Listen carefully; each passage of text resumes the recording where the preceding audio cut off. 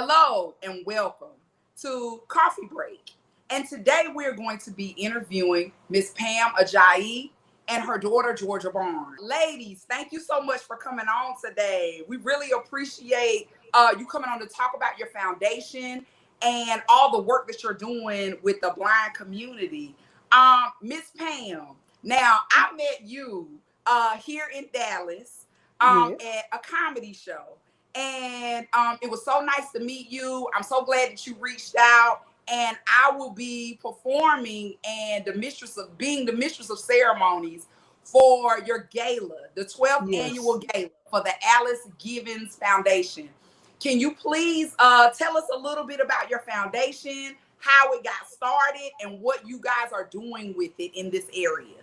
Yes. Well, first of all, thank you, Goldie, for accepting our invitation. Thank you for being so cordial and this so outgoing. I mean, that's what made me really draw to you and want you to come because people who come, they have to have a spirit of service because we don't really care about your name or what you have. We just want to know that you care about people because a lot of our recipients, well, all of them are visually impaired, but some people are blind, they drive cars. So they are all legally blind, but the ones that are totally blind, they can feel your spirit in the room.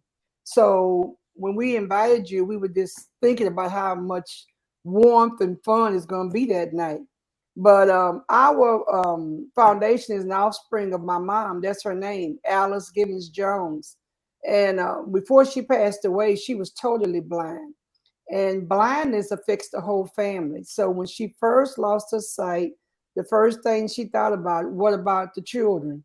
Because she had a full life. She was in her 50s when she lost her sight.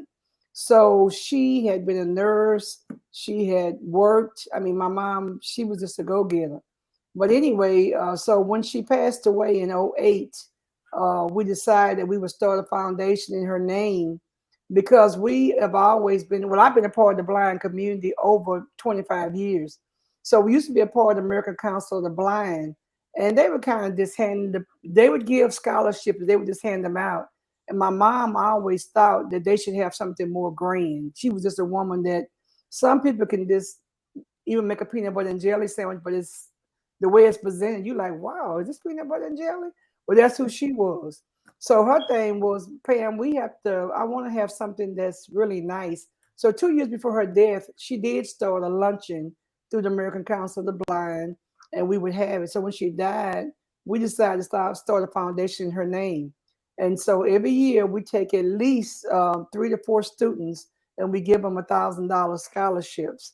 And so that scholarship, she didn't want to go through the school. She wanted to give it directly to the students. So if they wanted to go to a movie, use Uber, buy underwear, buy a movie, whatever, she wanted to be in their hand so they could have a sense of independence. So that's what we do on the 13th when you come.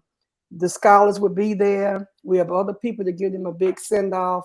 And then we give them the check, and they can literally, if they have to help their moms sometime with the light bill, whatever they do with their money is on them. But that's a big sense of independence that they get from us.